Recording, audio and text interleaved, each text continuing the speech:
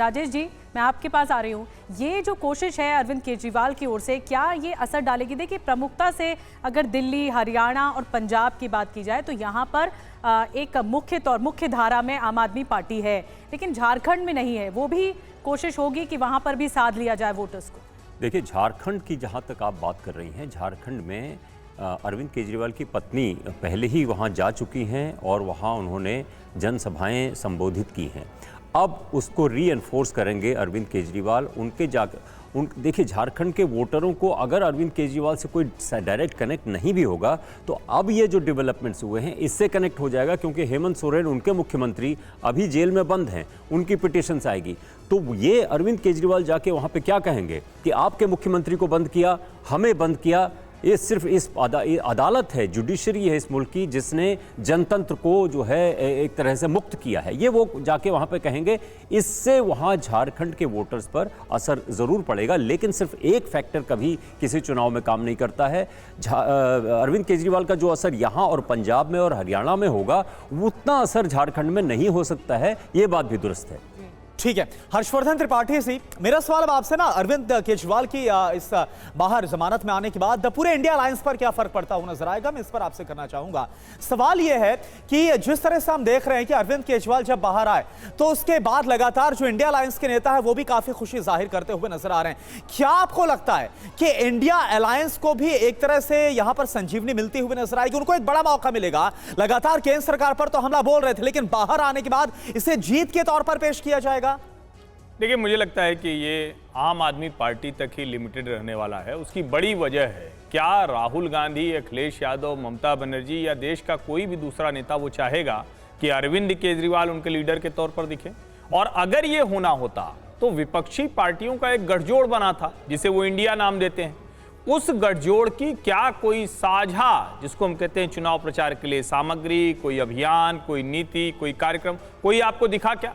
वो जब साथ भी खड़े हुए तो दो जगहों पर खड़े हुए। एक जगह थी रामलीला मैदान, दूसरा रांची का मैदान।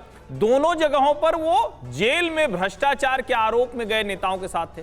और झारखंड में जब अरविंद केजरीवाल अगर जा रहे होंगे तो क्या वहां के लोगों को यह नहीं लगेगा कि अरविंद केजरीवाल दिल्ली के मुख्यमंत्री हैं, सब उनके लिए माहौल बना रहे हैं, लेकिन हेमंत सोरेन हमारा नेता जेल में है, उसके लिए इस तरह की कोई चिंता नहीं की गई, उसके लिए ये पार्टियां बिल्कुल नहीं आई। और मुझे तो लगता है ये बैकफायर करेगा। अभी जैसे मुझे ये उम्मीद थी कि जब कल वो निकले तो राहुल गांधी की तरफ से भी वो ऐसी ही खुशी जताई जाती, राहुल गांधी भी साथ में आते, प्रेस कॉन्फ्रेंस करते, लेकिन अभी तक मुझे ये होता हुआ नहीं दिखेगा। अच्छा हो कि ये सारे के सारे नेता जितने विपक्षी गठजोड़ में हैं, ये एक साथ जनता के बीच जाते हुए दिखें। अगर नहीं जाएंगे तो उसका दूसरा निगेटिव इंपैक्ट भी पड़ेगा, विशेष करके दिल्ली में, जहां कांग्रेस के विरुद्ध अरविंद केजरीवाल के साथ लोग आए। वो हो सकता है कि अरविंद केजरीवाल का साथ छोड़ दें, विशेष करके इन परिस्थितियों। हर्षवर्धन जी, आप भी संवाद करते रहते हैं लोगों से, जनता पर कितना फर्क पड़ता है कि उन पर दाग तो लग गए, जेल भी होकर आ गए, अब जमानत पर हैं, तो जनता कैसे रिलेट करती है?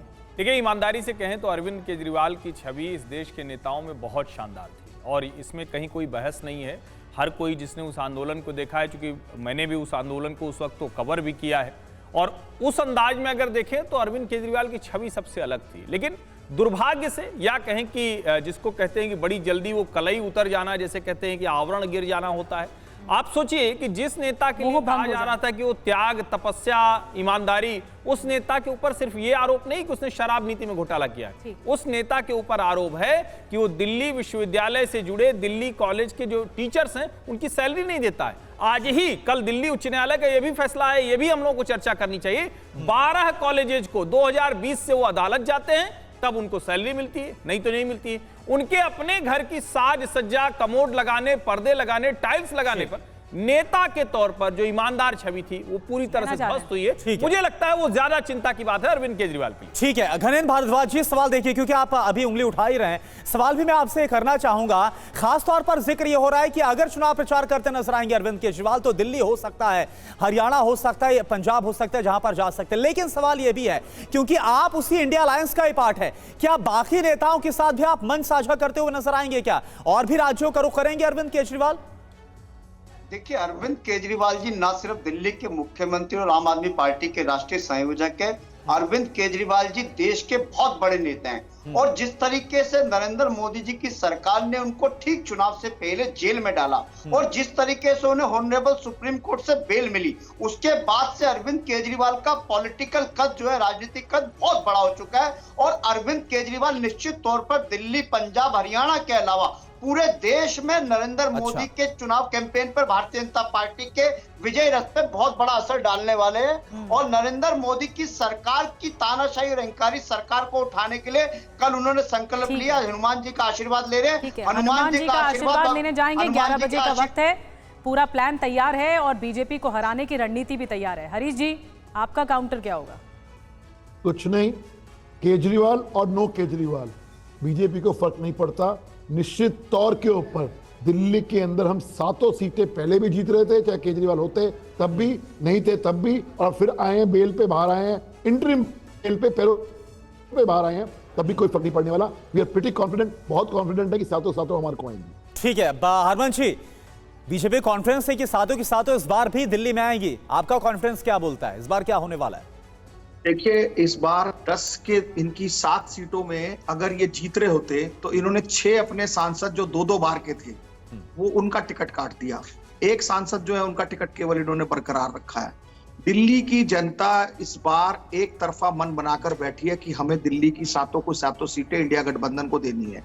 आज आम आदमी पार्टी और कांग्रेस पार्टी जो मिलकर लड़ रही है, जब ये कंसोलिडेट होकर लड़ेगी, अब वोटर कंफ्यूज नहीं है। तो कॉन्फिडेंस का लेवल वैसे हरमन जी हर जगह है, को हराने के लिए, चाहे वो आम आदमी पार्टी में हो, कांग्रेस में हो, बीजेपी में हो, कॉन्फिडेंस पूरा है कि 7 सीटें आ रही हैं उनके पाले में। ठीक है, मेरे साथ मेरे सहयोगी रजनीश रंजन इस वक्त सीधे जुड़े हैं सीएम आवास से, अरविंद केजरीवाल के आवास से, उनसे जानकारी लेते हैं कब तक निकलेंगे। रजनीश, क्या जानकारी मिल रही है, कब तक काफिला निकलेगा?